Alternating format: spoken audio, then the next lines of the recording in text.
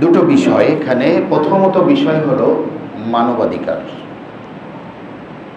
তো মানবাধিকারের প্রশ্ন যেখানে, সেখানে ইসলাম মানবাধিকারের সর্বোচ্চ অধিকার দান করেছে, এ বিষয়ে কোনো কি নাই, সন্দেহ থাকার কোনো সুযোগ নাই। দ্বিতীয় আরেকটা বিষয় হলো কোনো সামাজিক কাজকর্ম, সামাজিক ভালো কাজ, সমাজ সচেতনতা, সমাজের কোনো ভালো কাজ, এ কাজের ক্ষেত্রে অমুসলিমদেরকে, অমুসলিম সংগঠনকে কিংবা মুসলিম অমুসলিম একসাথে মিলেমিশে কাজ করার সুযোগ আছে কি না। তো দ্বিতীয় প্রশ্নের উত্তরটা প্রথমে দিয়ে দিই, এটা সহজ। সামাজিক যে কোনো ভালো কাজে হিন্দু, মুসলিম, বৌদ্ধ, খ্রিস্টান, অন্যান্য জাতি একসাথে মিলেমিশে কাজ করার সুযোগ রয়েছে। আমরা যদি লক্ষ্য করি আমাদের প্রিয় নবী সাল্লাল্লাহু আলাইহি ওয়াসাল্লামের জীবনী, নবী করিম সাল্লাল্লাহু আলাইহি ওয়াসাল্লাম যৌবন বয়সে একটা সামাজিক সংগঠনের সদস্য ছিলেন। যে সামাজিক সংগঠনটির নাম ছিল হিলফুল ফদল। এই সামাজিক সংগঠনের কাজ ছিল কেউ যদি মাজলুম হয় সে মাজলুমকে সহযোগিতা করা, কেউ যদি জুলুম করে তার জুলুমকে থামিয়ে দেওয়া, জুলুম চক্র যদি অনেক শক্তিশালী হয় তার বিপরীতে সংঘবদ্ধভাবে প্রতিহত করা, কোনো অসহায় অনাথ তাদের অধিকার রক্ষা করা, তাদের পাশে গিয়ে দাঁড়ানো। এই উদ্দেশ্যে যে সংগঠনটি হয়েছিল, আল্লাহ রাসূল সাল্লাল্লাহু আলাইহি ওয়াসাল্লামের ঠিক যৌবনকালে, তখনও তিনি নবুয়ত প্রাপ্ত হন নাই, তবে আল্লাহ নবী সাল্লাল্লাহু আলাইহি ওয়াসাল্লাম সেই সংগঠনের একজন গর্বিত সদস্য ছিলেন। কেউ প্রশ্ন করতে পারে এটা তো নবুয়তের আগের কথা বলছেন, তবে নবুয়তের পরে আল্লাহ নবী সাল্লাল্লাহু আলাইহি ওয়াসাল্লাম এক হাদিসের মধ্যে বলেছেন যে আমাকে যদি কেউ আহ্বান করে বা ডাকে, এমন একটা কাজ, এমন একটা সংগঠন, এমন একটা সামাজিক সংগঠনমূলক কাজের জন্য কেউ যদি এখনো আমাকে আহ্বান করে, আমি এখনো সে ডাকে সাড়া দিব। এখান থেকে বোঝা গেল যদিও ওই সংগঠনটি নবুয়তের আগে হয়েছিল, তবে নবুয়তের পরেও আল্লাহ রাসূল সাল্লাল্লাহু আলাইহি ওয়াসাল্লাম সেটাকে সমর্থন করেছেন। সেই সংগঠনে অবশ্যই সকলে তো মুসলমান ছিল না, অমুসলিম ছিল অধিকাংশই। যেহেতু আল্লাহ রাসূল সাল্লাল্লাহু আলাইহি ওয়াসাল্লাম তখনও তো তিনি কি করেন নাই, কালেমার দাওয়াতের আদিষ্ট হন নাই। বোঝা গেল সামাজিক যে কোনো ভালো কাজে পরস্পরে মিলে সাহায্য সহযোগিতা করাতে কোনো দোষের কিছু নাই। অতএব অন্যায়ের বিরুদ্ধে রুখে দাঁড়ানোর জন্য সামাজিকভাবে ঐক্যবদ্ধ, যেখানে হিন্দু, মুসলিম, বৌদ্ধ, খ্রিস্টান সবাই থাকলে কোনো আপত্তির কিছু নাই। মাজলুমের পাশে দাঁড়ানো, অসহায়দের পাশে দাঁড়ানো, অবুঝ এতিমদের পাশে দাঁড়ানো, তাদের খাদ্য, বস্ত্র বা অন্যান্য অধিকার নিশ্চিত করা, এতে দোষের কিছু নাই। প্রিয় হাজির, এবার আসুন প্রথম যে ইয়েটা ছিল ইসলামে মানবাধিকার। এটা আমি ডিটেলসে আমি যাচ্ছি না। আমি বর্তমান পরিস্থিতি, সেখানে জাতিসংঘের মানবাধিকারের কমিশনের কার্যালয় খোলা কতটুকু যুক্তিযুক্ত, দরকার আছে কি নাই। প্রিয় হাজিরিন, আপনারা অবগত রয়েছেন বিশ্বের প্রায় 17 থেকে 19টি দেশে জাতিসংঘের মানবাধিকার কার্যালয় রয়েছে এবং তার অধিকাংশ দেখা যায় আফ্রিকান কান্ট্রিগুলোতে। কিছু আছে ল্যাটিন আমেরিকার কিছু দেশে রয়েছে, অধিকাংশ আফ্রিকান কান্ট্রিগুলোতে রয়েছে। সেখানে অবশ্যই সাথে সাথে সিরিয়া, ফিলিস্তিনেও তাদের কার্যালয় রয়েছে, 17 থেকে 19টি। প্রথমত কথা হলো, ইসলামে যেখানে মানবাধিকার, ইসলাম যখন এসেছিল ঠিক সেই সময়টা মানুষের জীবনের কোনো মূল্য ছিল না। বাচ্চাদের জীবনের কোনো নিরাপত্তা ছিল না, অর্থাৎ এই পৃথিবীর আলোর মুখ দেখাটাই তো তাদের অধিকার ছিল না। সন্তান পিতামাতার কাছে সন্তানের অধিকার ছিল না। কোরআনুল কারীম এসে, ইসলাম এসে দ্ব্যর্থহীনভাবে স্পষ্টভাবে সে সকল অধিকার নিশ্চিত করেছে। যেখানে মানুষের কোনো ইজ্জতের অধিকার ছিল না, যেখানে ছিল না নারীর কোনো অধিকার তো দূরে থাকুক, তাদেরকে মানব সত্তা জ্ঞান করাটাই সেখানে খুব কঠিন বা কষ্টকর ছিল, সেখানে এসে ইসলাম কি পরিমাণ ইজ্জত সম্মান অধিকার দিয়েছে। আমি দুই একটি উদাহরণ দিয়ে কোরআনুল কারীম থেকে এরপর বাকি আলোচনা করছি। প্রিয় হাজিরিন, আমি যে আয়াতটি পড়েছি সূরা মায়েদার, আল্লাহ রাব্বুল ইজ্জত ওয়াল জালাল সেখানে বলেছেন, আন্নাহু মান কাতালা নাফসান বিগাইরি নাফসিন আও ফাসাদিন ফিল আরদি ফাকান্নামা কাতালান নাস জামিআ। আল্লাহ বলেন, আমি এই কারণে বনী ইসরাঈলদের উপর অবধারিত ফয়সালা করে দিয়েছি। আন্নাহু মান কাতালা নাফসান বিগাইরি নাফসিন আও ফাসাদিন ফিল আরদ, যে ব্যক্তি অন্যায়ভাবে কোনো মানুষকে হত্যা করলো, ফাকান্নামা কাতালান নাস জামিআ, সে যেন গোটা মানব জাতিকে হত্যা করে ফেলল। ওয়া মান আহইয়াহা ফাকান্নামা আহইয়ান নাস জামিআ, আর কোনো ব্যক্তি যদি একটা মানুষকে, একটা প্রাণকে বাঁচিয়ে দেয়, ফাকান্নামা আহইয়ান নাস জামিআ, সে যেন গোটা মানব জাতিকে বাঁচিয়ে দিল। তাহলে এখানে মানুষের জীবনের অধিকার, মানুষের এই পৃথিবীতে নিরাপত্তার সাথে চলা, এই পৃথিবীতে মানুষ যেন নির্বিঘ্নে নিরাপদে চলতে পারে, এজন্য আল্লাহ রাব্বুল ইজ্জত ওয়াল জালাল বলেছেন, কেউ যদি অন্যায়ভাবে কাউকে হত্যা করে সেজন্য গোটা মানব জাতিকে হত্যা করল, আর কেউ যদি কাউকে বাঁচিয়ে দেয়, কারো জীবনকে রক্ষা করে, সে গোটা মানব জাতিকে রক্ষা করলো। তাহলে এখানে মানবাধিকারের কথা আসছে না নাই? মানুষের জীবনের অধিকারের কথা আসছে না নাই? শান্তি নিরাপত্তার কথা আসছে কি নাই? আসছে তো। এর পরের আয়াতে আমি যাচ্ছি না, এর পরের আয়াতে মানুষের জীবনের জন্য যারা হুমকি, সন্ত্রাসী কর্মকাণ্ডে যারা জড়িত, যারা জমিনের মধ্যে ফাসাদ সৃষ্টি করে, অস্ত্রের মুখে জিম্মি করে জান মালের নিরাপত্তা বিঘ্নিত করে, আল্লাহ রাব্বুল ইজ্জত ওয়াল জালাল তাদেরকে কড়া বার্তা দিয়ে বলেছেন, ওদের হাত পা কেটে দাও, এবং যদি তাদের অপরাধ আরো বেশি মারাত্মক হয় তাদেরকে মৃত্যুদণ্ড দাও, শুলিতে চড়িয়ে দাও, এবং যদি তাদের অপরাধ অত বেশি না হয় তাদেরকে দেশ থেকে তাড়িয়ে দাও। চারটি ক্যাটাগরির কথা আসছে, অত ব্যাখ্যায় আমি যাচ্ছি না। তাহলে এখানে ইসলাম যেটা মানুষের জীবনের নিরাপত্তার কথা বলেছে, এবং জীবনের নিরাপত্তার জন্য যারা হুমকি, যারা ফাসাদ সৃষ্টি করে, জান মালের ক্ষয়ক্ষতি করে, আল্লাহ রাব্বুল ইজ্জত ওয়াল জালাল তাদেরকে শক্ত বার্তা দিয়েছেন, ঠিক কিনা? প্রিয় হাজিরিন, ইসলাম যখন এসেছিল তখন ছোট বাচ্চা ভ্রূণ দুনিয়াতে আসবে কি না, আসার পরে বেঁচে থাকতে পারবে কি পারবে না, এটার কোনো কি ছিল না, নিশ্চয়তা ছিল না। এই ভ্রূণ যদি কন্যা সন্তান রূপ নিয়ে যদি আসতো তাহলে তো আর কথাই ছিল না। আল্লাহ রাব্বুল ইজ্জত ওয়াল জালাল সূরা তাকবীরের মধ্যে বলেছেন, ওয়াইদাল মাউউদাতু সুইলাত বিআইয়ি যামবিন কুতিলাত। আল্লাহ রাব্বুল ইজ্জত ওয়াল জালাল বলেন, যে সকল বাচ্চা মেয়েদেরকে জীবন্ত পুঁতে ফেলা হয়েছিল তাদেরকে কিয়ামতের দিবসে আল্লাহর দরবারে নিয়ে তাদেরকে বলা হবে, বিআইয়ি যামবিন কুতিলাত, কেন তুমি বলো আজকে কোন অপরাধে তোমাকে হত্যা করে ফেলা হয়েছিল।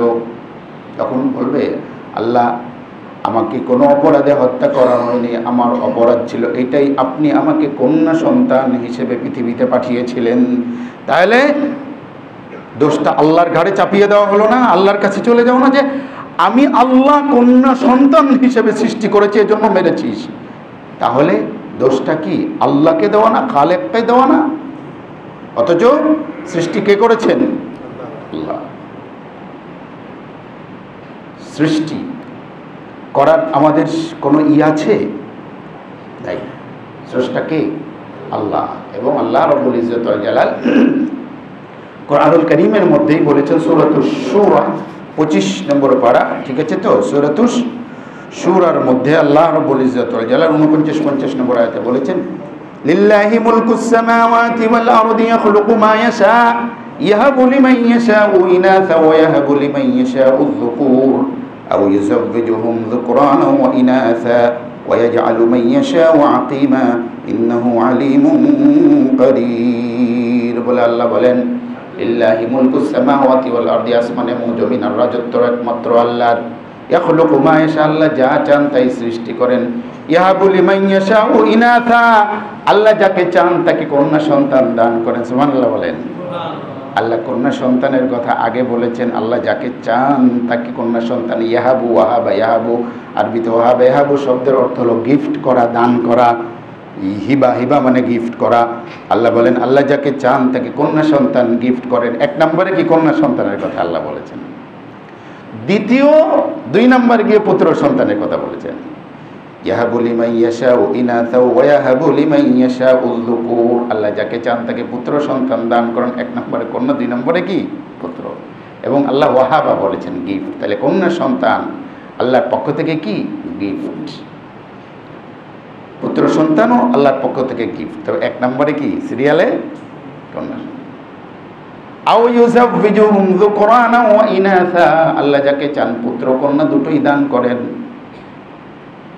আর যাকে চান আল্লাহ কোনোটাই দান করেন না। ওয়া ইয়াহাবু লিমান ইয়াশাউ যুকুর আও ইউযাওযিজুহুম যুকরানা ওয়া ইনাসা ওয়া ইয়াজআলু মান ইয়াশাউ আকিমা, আল্লাহ যাকে চান তাকে কিছুই দেন না। সব কিছুর মালিক কে? প্রিয় হাজিরিন, তো আল্লাহ রাব্বুল ইজ্জত ওয়াল জালাল কন্যা সন্তানকে আল্লাহর পক্ষ থেকে কি করেছেন? গিফট বা হাদিয়া, উপঢৌকন হিসেবে কি করেছেন? অভিহিত করেছেন। অতএব যারা কন্যা সন্তান হওয়ার দরুন জীবন্ত পুঁতে ফেলত, আল্লাহ রাব্বুল ইজ্জত ওয়াল জালাল তাদেরকে বিচারের কাঠগড়ায় আনবেন কি আনবেন না? আল্লাহু আকবার। কন্যা সন্তানের অধিকার, বেঁচে থাকার অধিকার আল্লাহ নিশ্চিত করেছে। হাদিসের মধ্যে আর নাই গেলাম, কোরআনুল কারীমে যা বলেছে। প্রিয় হাজিরিন, তো বলছিলাম ছোট বাচ্চাদের বেঁচে থাকার অধিকার, নারীর ইজ্জত, যে কত নারীর অধিকার নিয়ে কত কথা চলছে। হ্যাঁ, কত ধরনের অধিকার। নারীকে আল্লাহ রাব্বুল ইজ্জত ওয়াল জালাল কোরআনুল কারীমে সূরা নূরের 4 নম্বর আয়াত, আপনি নিজে গিয়েও কি করুন, খুলে দেখুন। ওয়াল্লাযীনা ইয়ারমুনাল মুহসানাতি থুম্মা লাম ইয়াতু বিআরবা'তি শুহাদা ফাজলিদুহুম 80 জালদাতান ওয়া লা তাকবালু লাহুম শাহাদাতান আবাদা ওয়া উলাইকা হুমুল ফাসিকুন। আল্লাহ বলেছেন, কেউ যদি কোনো সতী সাধী নারীর প্রতি কি করে অপবাদ দেয়, তার ইজ্জতের উপর অপবাদ দেয়, সুম্মা লাম ইয়াতু বিআরবা'তি শুহাদা, কিন্তু অপবাদ দিয়ে সাক্ষী আনতে পারে নাই, মিথ্যা অপবাদ দিয়েছে, চরিত্রহীনতার অপবাদ দিয়েছে। আল্লাহ রাব্বুল ইজ্জত ওয়াল জালাল কি বলেছে জানেন? ফাজলিদুহুম 80 জালদা, তাদেরকে, এই অপবাদকারীদেরকে 80টা বেত্রাঘাত করো। কয়টা? ওয়ালা তাকবালু লাহুম শাহাদাতান আবাদা, ওদের সাক্ষী জীবনে আর কখনো গ্রহণ করা হবে না, সিল মেরে দেওয়া হলো। ওলামায়ে কেরাম বলেছেন, কেউ যত বড় অপরাধ করেছে, সে যদি তার অপরাধ থেকে ফিরে আসে তাহলে তার সাক্ষী গৃহীত হবে। কিন্তু কেউ যদি কোনো নারীর প্রতি অসম্মানী করে, কোনো নারীর চরিত্রে দাগ দেওয়ার চেষ্টা করে, তাহলে তার সাক্ষী আর জীবনে মরার আগ পর্যন্ত আর গ্রহণ হবে না। মানে ওরে একেবারে এমন সিল লাগাই দিয়েছে যে ঠিক আছে, তওবা করে ফিরে আসলে আল্লাহর দরবারে গৃহীত হবা।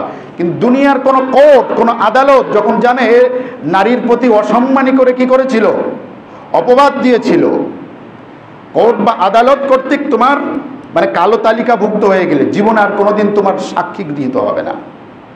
এবং আল্লাহ রাব্বুল ইজ্জত ওয়াল জালাল ফাসিক বলেছেন তাদেরকে। প্রিয় হাজিরিন, পয়েন্ট ধরে ধরে ধরে ধরে বললে অনেক বলা যাবে, সবগুলোতে আমি যাচ্ছি না, সময়ও কম, এত অল্প সময় বলা যায় না। তো যেখানে ইসলাম ছোট বাচ্চাকে, নারীকে, মানুষকে তার সর্বোচ্চ সম্মান, সর্বোচ্চ অধিকার দিয়েছে, একজন মুসলিম হিসেবে, একজন ইমানদার হিসেবে আমাদেরকে অন্য কোথাও যাওয়ার তেমন একটা কি নেই, প্রয়োজন পড়ে না। প্রিয় হাজরিন, এর সাথে সাথে মুদ্রার অপর পিঠের কথা বলি।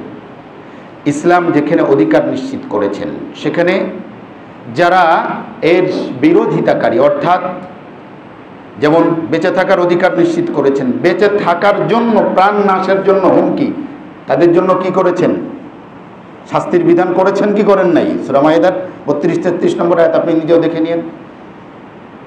যারা নিরাপত্তার জন্য হুমকি, জানমালের ক্ষয়ক্ষতি যারা করে, তাদেরকে বলেছে হাত পা কেটে দাও, তাদেরকে শুলিতে চড়িয়ে দাও, তাদেরকে দেশ থেকে বের করে দাও অপরাধ হিসেবে। এটা উলামায়ে কেরাম বলেছেন, লিখেছেন, যদি কেউ কাউকে মেরে ফেলে, ভয় দেখিয়ে, সন্ত্রাসী কর্মকাণ্ড করে মেরে ফেলে, ত্রাস সৃষ্টি করে কাউকে হত্যা করেছে, তাহলে ওরে শুধু মৃত্যুদণ্ড দেওয়া হবে না, বরং মৃত্যুদণ্ড দিয়ে তার শুলিতে চড়াই দেওয়া হবে, দেখুক মানুষ।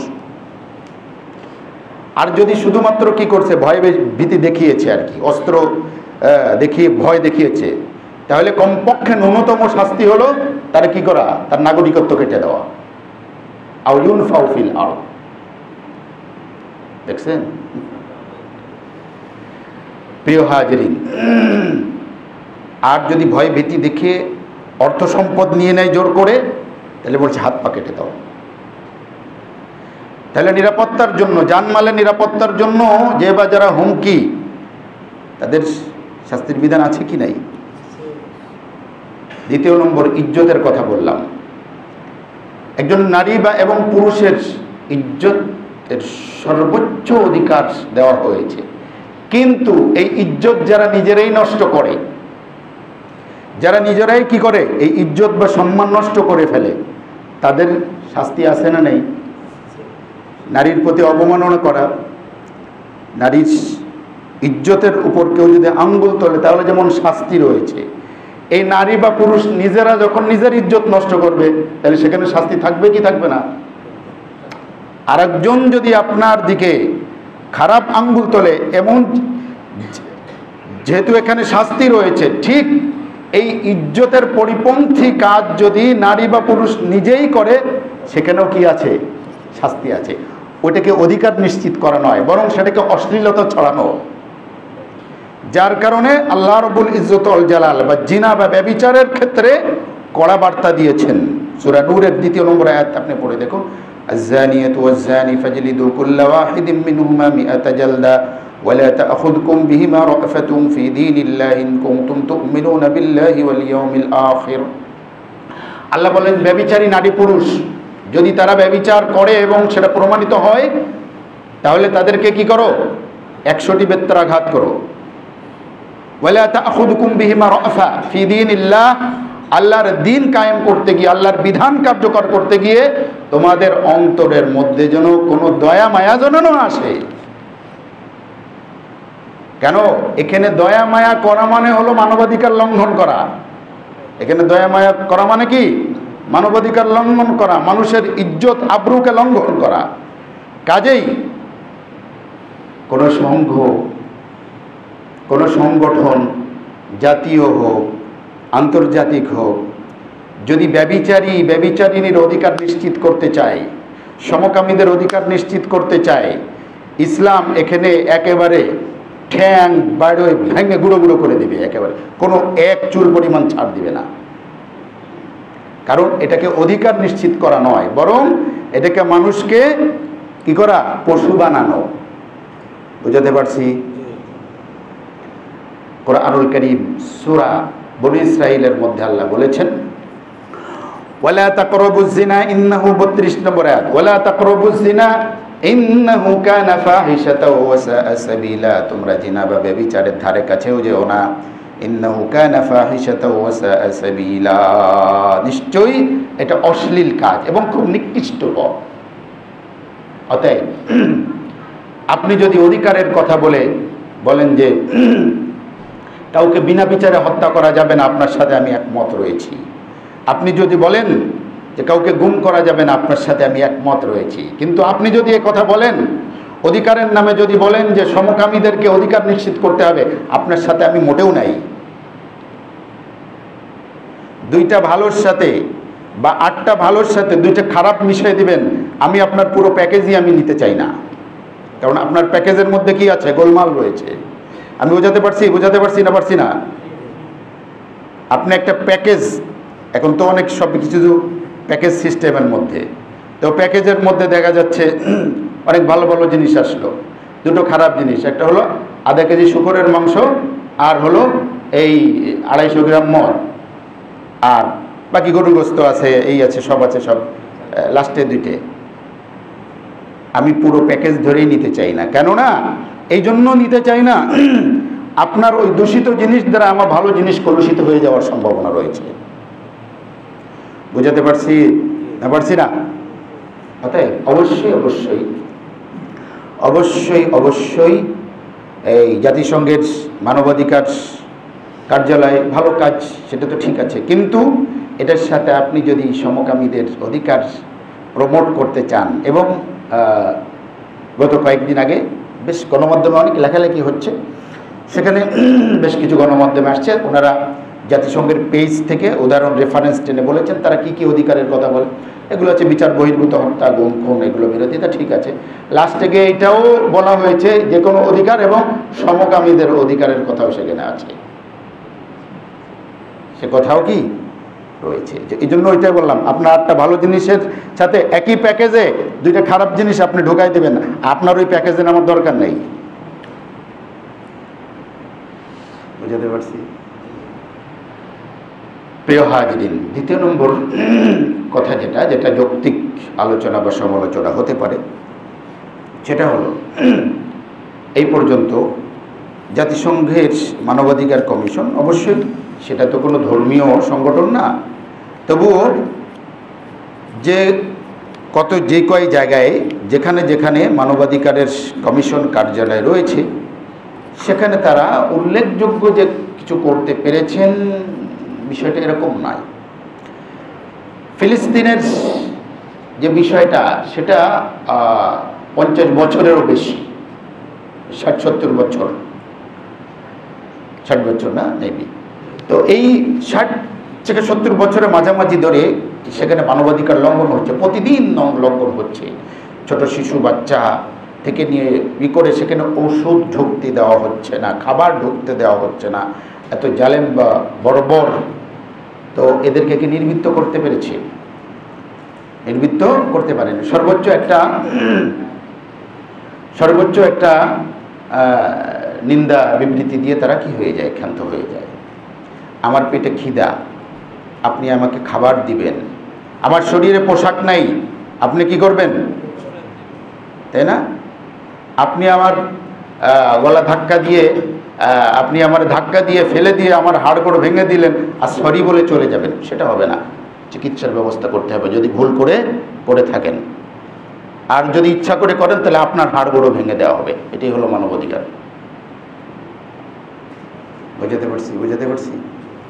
প্রিয় হাজরিন, এই জন্য মানবাধিকার লঙ্ঘন যে সমস্ত জায়গায় হচ্ছে, সেখানে যদি ভিকটিম আপনি খেয়াল করে দেখুন, এখানে ভিকটিম যদি মুসলমান হয় তাহলে কখনো একটা নিন্দা করা হচ্ছে, কখনো করাও হচ্ছে না। ঠিক যদি অন্য কোনো জাতি হয়, সেখানে ক্ষেত্র বিশেষ করা পদক্ষেপ নেওয়া হচ্ছে, অধিকাংশ জায়গায় হচ্ছে না, বিশেষ করে জাতিসংঘের সে পাওয়ার নাই। তাহলে আপনার যেহেতু পাওয়ারই নাই, তো আমরা নিজেরাই চিন্তা করি যে আমরা এখানে মানবাধিকার কেমন প্রতিষ্ঠা করব। আমাদের কাছে গাইড আছে, নোট আছে, আমাদের রাহবার আছে, কোরআন আছে, সুন্নাহ আছে, আমরা এই আলোকে কি করি? চেষ্টা করে দেখি।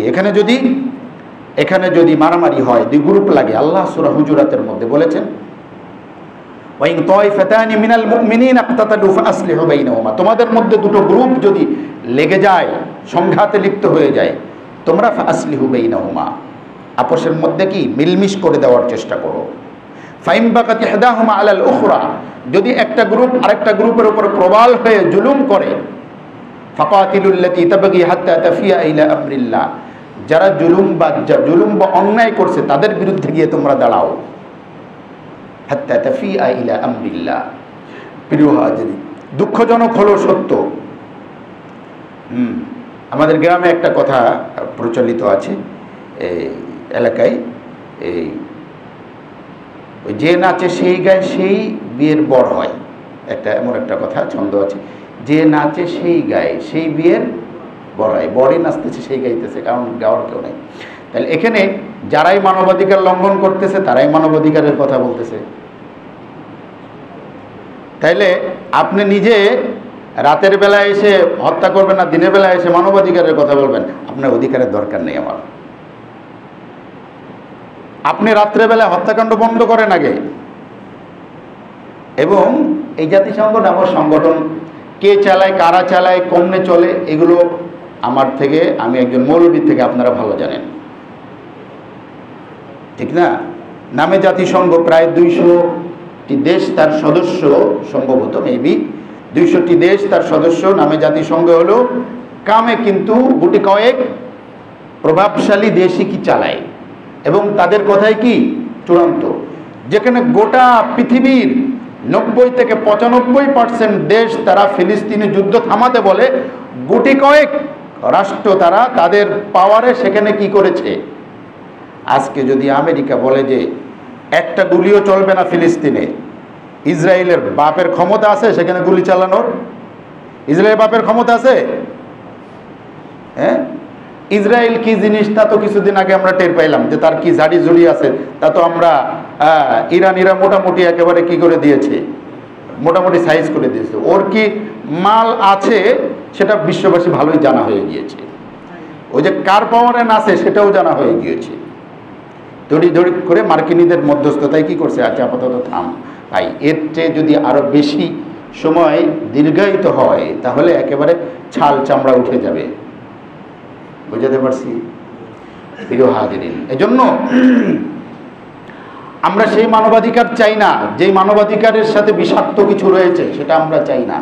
যেই প্যাকেজের মধ্যে 7টা 8টা জিনিসের মধ্যে সাথে সাথে আরো 2টা খারাপই জিনিস আছে, সেটা আমরা চাই না।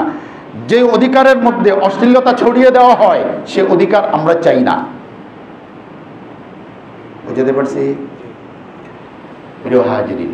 এজন্য আসুন আমরা কালেমার ছায়াতলে আছি, ইমানের ছায়াতলে আছি, ইসলামের ছায়াতলে আছি, ইসলামিক মূল্যবোধের ছায়াতলে আছে, ইসলামের যে মানবাধিকার রয়েছে সেটার ছায়াতলে আছি, সেটা বাস্তবায়ন করার কি করি, চেষ্টা করি। ইসলামী মূল্যবোধকে লালন করি, ইসলামিক তাহজিবকে, ইসলামী সংস্কৃতিকে আমরা কি করি, তাই না? যেখানে আপনি মানবাধিকারের নামে আপনি বিকিনি পরার অধিকার নিশ্চিত করবেন, সেখানে আপনি একটা হেজাবি মেয়েদেরকে, বোরকা পরা মেয়েদেরকে হেনস্থা করবেন, সেটা তো চলবে না। প্রিয় হাজিরিন, আসুন এজন্য আমরা স্পষ্টই বলতে চাই, যদি এখানে 18 কোটি মানুষ, তার 17 কোটি মুসলিম যদি আমি ধরে নিই, তাহলে অবশ্যই এখানে কিছু করতে হলে 17 কোটি মানুষের সামনে স্পষ্ট ক্লিয়ার বার্তা থাকতে হবে। আমরা এই পয়েন্টে কাজ করতে চাই, এবং ক্লিয়ার 18 কোটি মানুষ স্পষ্ট জানবে। আর দ্বিতীয় নম্বর কথা হলো, আমাদের তো দরকার নাই, আমি তো চাচ্ছি না, আমাকে জোর করে আপনি হেল্প করতে আসতেছেন কেন? আমার এখানে তো সেই পরিস্থিতি নাই, আমার এখানে তো উগান্ডার পরিস্থিতি নাই। উগান্ডা আবার ক্ষেত্র বিশেষ আমাদের থেকে ভালো আছে, কিছু কিছু জায়গায় মানুষ উগান্ডাকে নিয়ে টল করে, কিন্তু কিছু কিছু ক্ষেত্রে কিন্তু উগান্ডা আমাদের থেকে অনেক ভালো। তো আমাদের এখানে তো যুদ্ধ বিধ্বস্ত এরিয়া নয়। সুতরাং আপনারা কি বলতে চান, কি মেসেজ দিতে চান? যেখানে কি আপনি যুদ্ধ বিধ্বস্ত দেশ বানিয়ে দিতে চাচ্ছেন নাকি? যে এখানে তো ঠিক আছে যুদ্ধ বিধ্বস্ত, তো আমরা এমন পরিস্থিতি ক্রিয়েট করব যাতে যুদ্ধ বিধ্বস্ত হয়ে যায়, এরপর আমরা কি মানবাধিকার এখানে প্রতিষ্ঠা করে দিলাম? দরকার নেই। আমাদের সমস্যাগুলো আমরা নিজেরা সলভ করার চেষ্টা করি, এবং অতীতে এই জাতি নিজেদের সমস্যা নিজেরা সলভ করেছে। ঘাত প্রতিঘাত এসেছে, নানাবিধ প্রতিবন্ধকতা হয়েছে, কিন্তু এই জাতি নিজেদের সমস্যা নিজেরা কি করেছে? সলভ করেছে। এই জাতির অনেক খারাপ গুণ রয়েছে, কিন্তু অনেক ভালো গুণও কিন্তু রয়েছে। প্রিয় হাজিরিন, তো এই জন্য অবশ্যই আমরা বিষয়টি স্পষ্ট ক্লিয়ার বার্তা দিতে চাই, বলতে চাই যে আপনারা এখানে কি করবেন না করবেন 16 কোটি মানুষের অনুমোদন নিতে হবে। যদি এখানকার অধিকাংশ মানুষ না চায় তাহলে আপনি জোর করে কেন করবেন? যদি চায় আলহামদুলিল্লাহ, যদি না চায় আপনি এটাই করেন যে এখানে কত পার্সেন্ট মানুষ চায় আর কত পার্সেন্ট মানুষ চায় না। শুধু মৌলবীরা চায় না বিষয়টা এরকম না। হ্যাঁ, অনেক রাজনৈতিক দলও কী করছে, আপত্তি জানিয়েছে। হ্যাঁ, ঢাকা ভার্সিটি থেকে আপত্তি জানানো হচ্ছে, অনেকে আপত্তি জানাচ্ছে। আমার মনে হয় যে 90% মানুষই আপত্তি জানাচ্ছে। তাই কেন আপনি 5% বা 10% মানুষের তবু হয় কিনা আমি জানি না, কেন সেটা। আল্লাহ আমাদের সবাইকে সহি বুঝ দান করুন।